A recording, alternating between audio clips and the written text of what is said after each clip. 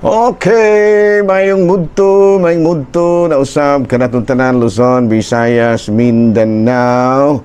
Mayong mudto Philippines, mayong mudto world, mayong mudto universe. Ada na punta mga higala na atong tulumanon sa kahanginan C.O.N.A. Catechesis on Air o ako lang gihapon kini inyong ubos nga alagad Reverendo Padre Edwin Academia Acab. Abino adlaw na usab karon nga Huwebes, pitsa 30 na kini mga higala sa bulan sa Oktobre. Ayan mga adlaw mga higala pitsa 31 na gyud no. Medyo busy pero gamay mga higala kay medyo nanganda mi karon mga higala sa culmination para ugma no kay kuan man lagi. Culmination man ugma mga higala sa Holy Rosary Month. No, manado ganangandam-ngandam po in town mi para po in town sa amo ang kalihukan sa Holy Rosary Month. Ayan no. So nahamay mudto na mga higala ha nang hinaot ko nga na kabungtanan sa Kapiskay sa Panglawas diining kabuntuhon.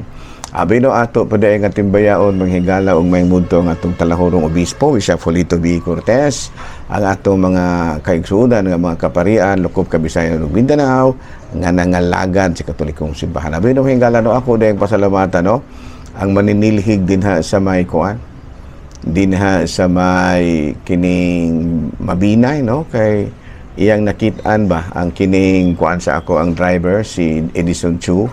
Ang akuan mo higala no kanang nakuha gyud niya ang nakita niya ang driver's license sa ako ang kining driver.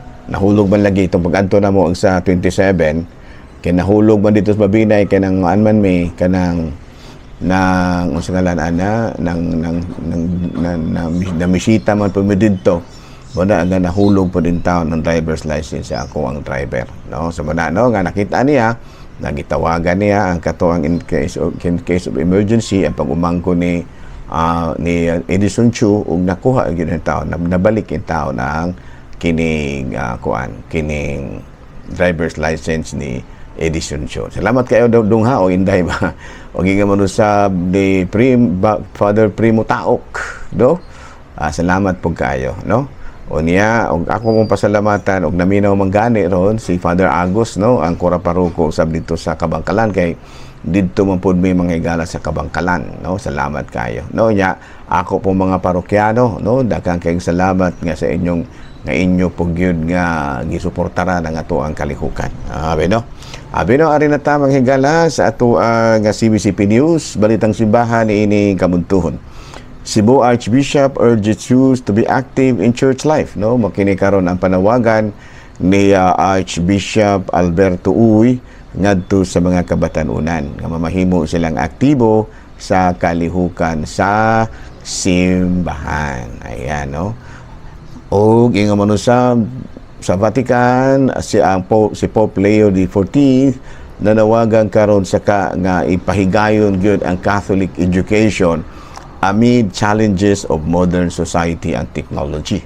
Buti pasabot ni Pope Leo XIV nga dili ginato pod isantabi mga higala no ang kinibitang pagtudlo sa mga Catholic education. Ayan, importante kay kana no dili gina nato bitaw ibaliwala no ang Catholic education. Abi na padayon ta mga higala sa ato nga mga buhaton ni ining kabuntuhon. Aboy na ang atong Saint of the Day karon mao si Saint Alfonso Rodriguez. Aboy na mga higala kini si Saint Alfonso Rodriguez usa kini siya ka Spanish Katolik ako ani siya kanang katsila no usa ka businessman. Unya he entered the Jesuits nagmapamimbro kini siya sa mga Jesuita mga higala.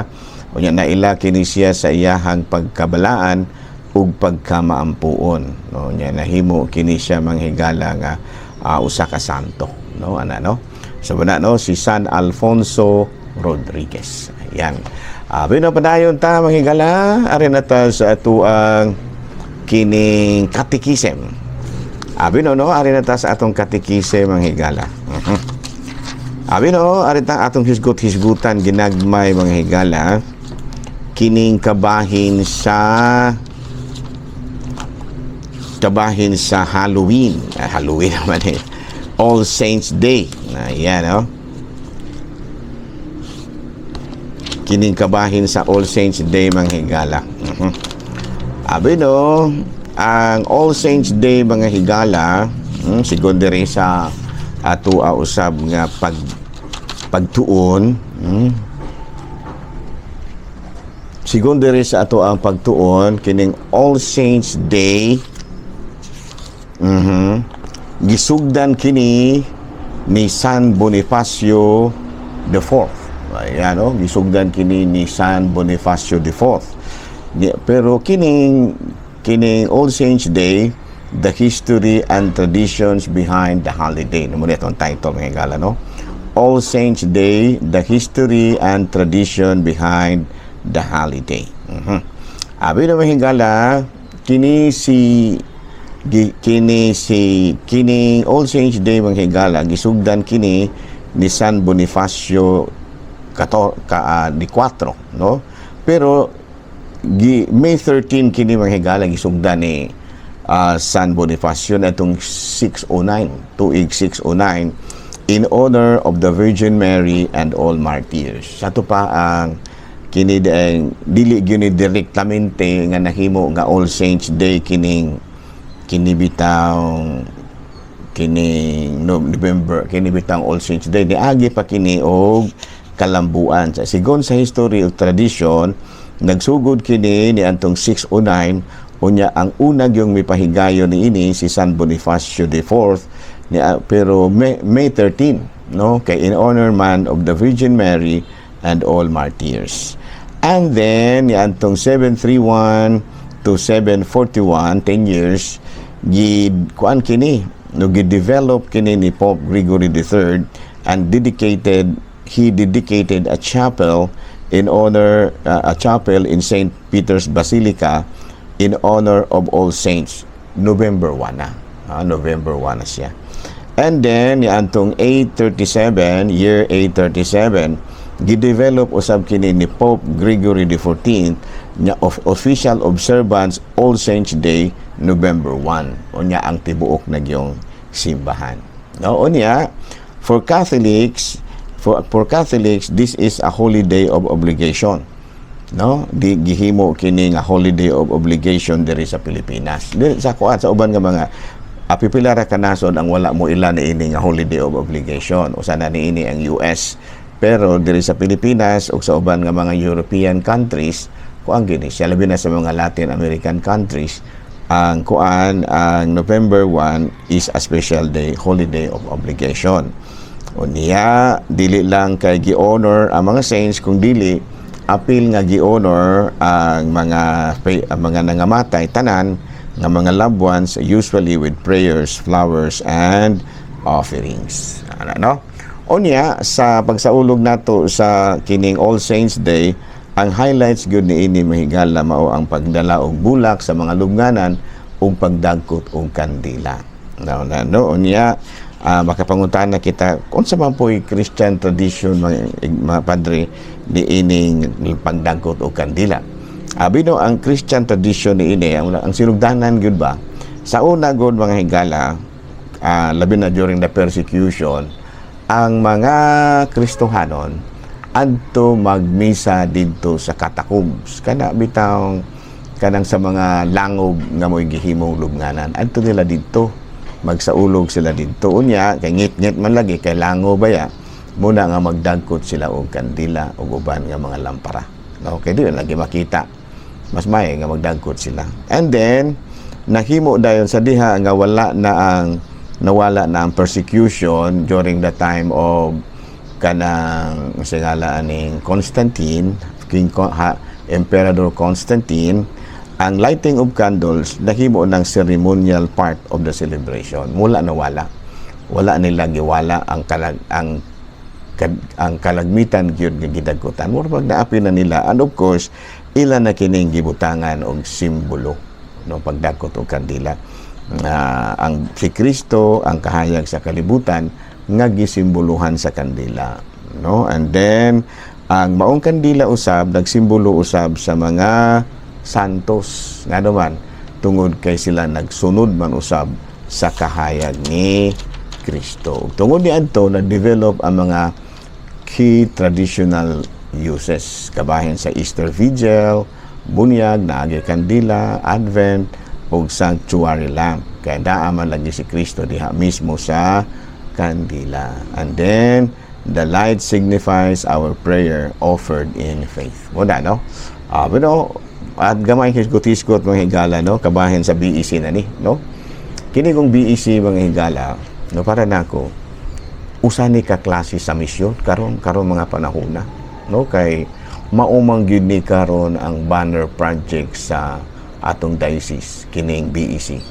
So muna nga kung mopahigayon ka, kung ikaw usa ka kapari, no, mura ka og nipahigayon og bag-ong new evangelization kini bitang pagmission ba kay dili sayon manghigala ang pag-develop og BEC. Muna kami diri sa parokya migsugod jud mi diri mismo sa nako og sa PPC officers, no, kining gitawag natong parish formation team. Kaya ang akong parish formation team ang higala mauman ang ako ang kining PPC, no, ang akong PPC president, ang PPC president, PPC vice president, PPC secretary, PPC treasurer, PPC auditor o PPC press relation officer. No, dito ka mag-prayer meeting gid pod mi weekly na agi mi amo pong kuan. So ito pa automatic. Kay kuan man lagi na kanang BEC man lagi kinahanglan magyud og community sama sa gibuhat ni Kristo. To nagdayo community, di ba? Si Kristo nagtawag og 12 ka apostoles. Mutoy primerong community gyud nato. Primerong community nga gitukod ni Kristo. And then sa ang PPC Parish Formation Team together with me, of course, kami mao in charge sa paghimo na usab og another community. Unsa man ang next community? Ang set of officers sa mga chapel. No, mga chapels, no? Sa pa together with the PPC Formation Team, the Parish Formation Team, kami na pod mo ni hulma ang mga kuan na pod, ang mga chapel officers mauna po'y sunod namong gi-develop. No, ang mahimo na pod ang mga parish kining chapel officers nga mamahimo silang kanang sub community sa parokya. Kaya ang pinaka-community gud sa parokya kami man pagsugod. No, and then nahimo dayon nga ang mga community sa chapel officers mao na po'y nahimo na pod nga kanang chapel formation team. And then gikan sa chapel formation team mupadayugdog na pod mi sila ang mga chapel formation team, sila na mo padayugdog ngadto sa ilahang mga zone sa ato sa ilang mga zona, no, mahimo sila nga kanang ang ilang i-develop na pudron mao ang mga zona. Hantod nga ang mga zona aduna na pud sila mga set of officers nga maoy mamahimo usab karon nga kanang another community within the chapel, no, within the barangay or chapel community, no, and so on and so forth. So wala ang among pamaagi diri nya. Ang akong tanaw ba kining BEC formation sa parokya, mura gini siya og very challenging, mura kag nagbisyon. Wala manuon dagay may mga bukid, wala pod may nangadto kag dara mi diri kay kuan man lagi kanang pyramiding man lagi ang dating namo diri from top to bottom, gikan sa pinakataas hangtod sa pinaka-base, pero very challenging, no? Very challenging ang pagporma. Buto na unahon mga higala kining BEC karon ba nga banner program sa diocese, mura ni siya usa ni siya ka pamaagi sa bag-ong pagpangsangyaw kanang new evangelization. Nya mismo ang parokya mao ning kamot nga masangyawan. Kay kabalo ka mahigala kini bitong Catholicism, mga Catholics ba daghan bita kaayo. Daghan ka ita manghigala. Kung buto na hunaon, kita mo ipinakadaghan sa parokya. Kita mo ipinakadaghan sa lungsod, no, o syudad. Pero dili ba tanan aktibo nga Katoliko. Daghan kaayong mga sa ato pa na nominal Catholics, mga Katolikong way simba-simba, mga Katolikong walay kasal, mga Katolikong walay kumpisal-kumpisal, mga Katolikong wala gi involvement sa simbahan. So muna nga siguro sa pamaanggi sa BEC bason pud lamang kung makatabang gining atong mga communities, kay ang mga communities mga higala paningkamutan man gyud sa mga sa parish formation team, sa chapel formation team, sa zone formation team nga mudayugdug yun paingon sa ubos ang kalihukan sa BEC. Muna siya. Mga very challenging mga higala, kay daghan baya kaayo po mga higala. Sa magud sa nahitabo ni sa grupo po ni Kristo, nga doon na po yung uban, nga doon na yung mga sa ato pa na human weakness, parehos ni Dimas. Sa tulo ka tuig niyang kuyog-kuyog ni Kristo, nakaako pagit siya pagbudhi kang Kristo. So, di ko na mawala. No, muna, no? So, muna nga akong awhagon yun ang mga parish formation team. Sa ako, ang akong parish formation team, ang kuan man, PPC officers. Unya, padayon na dayon ang mga chapel formation team, no? Waning kamot po din taon sila, mga zone formation team, para nga makatidlom gyud sa pinakaubos nga parte sa parokya ang pagtulon-an ni Kristo, kay New Evangelization Station isa. Dili lalim ang higala. Dili malalim. Dili sayon.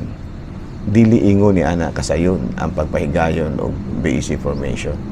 Kay doon na gyud mga higala nga mo resist nga mismo bang higala nga mga kanhi bitaw mga aktibo sa simbahan ang usas-usahay mo resist. Kay baton pananaanad na sila ba sa pamaagi. No, karon bag-o na malagi ron New Evangelization, mo na nga medyo very challenging sa ako nang ginaingon. Mura po kag ni adto sa Africa. Muna nahitabo nila ni San Pedro Calungsod, no? No, daghang kaayo mga higala nga nangamatay ngunyan hinoon sa New Evangelization wala na lang namatay, no, pero very challenging yun, no, saon ni siya pagpadayag nga ang mga tao mo adapt gyud mga ang tanan nga mga tao mamembro gyud unya sa BEC mga higala. Usa sa mga challenge mga higala mao ang pag-convert sa kinaiya sa mga tao aron mahimo silang Diyos nun. Kaya kung dili gani Diyos nun ang mga tao, mo resist yun. Kaya in the first place, no, imo silang paapilon o community, wa magani simba-simba, no, wa magani mga kasal, walay involvement sa simbahan. So, muna nga very challenging, no. Pero, God willing, basta paningkamutan lang yun, muna nga, ang Kora Paroko mo play an important role. Important role yun ang Kora Paroko. Mayroon sila nga, importante yun ang Parish Formation Team. Para nako ang pinaka-importante gyud aron pagpalambo sa BEC mao gyud ang Kora Paroko. Okay, siya man lagi mo pinaka-shepherd sa parokya. Ang kining parish formation team, ang chapel formation team, ang zone formation team, kuanda ni sila. Kining gitawag nato moayuda ra ni sila, mutabang ra ni sila, musuporta ni sa paningkamot yun sa Kora Paroko. Kaya kung ang Kora Paroko dili bitaw siya kaayo gyud ba political wala ba siya political will, ang BEC di gyud mo lambok. Muna sa ako paningkamot jud ko higala, no, kay I believe nga usa sa makatabang gyud aron nga ang pagtulon-an ni Kristo mo tidlom gyud didto sa mga parokya, sa mga pinakasuok-suok nga bahin sa parokya, pinaagi gyud sa mga community nga maoy mo mismo nga modala ni ini ngadto sa mga tao. Abi na balik-balikan nato mga higala. Kining BEC mga higala pagka puno sa hagit. Pero dili lang kita mawada ang paglaom tungod kay mulambo ra lagi gid ni. Mulambo ra lagi gid ning BEC lagi. Bisag unsaon pa, no. Unya ang tulo ka aspect sa BEC ayaw ginagkalimti. Liturgical, developmental o transformational. Mura na pinaka-importante unya. Ang Bible sharing, importante na sa liturgical, and then tabanganay, and then matransform ang matag-usa. Matransform ang parokya into a community of communities. Daghang salamat. Maayong mundo, Pilipinas!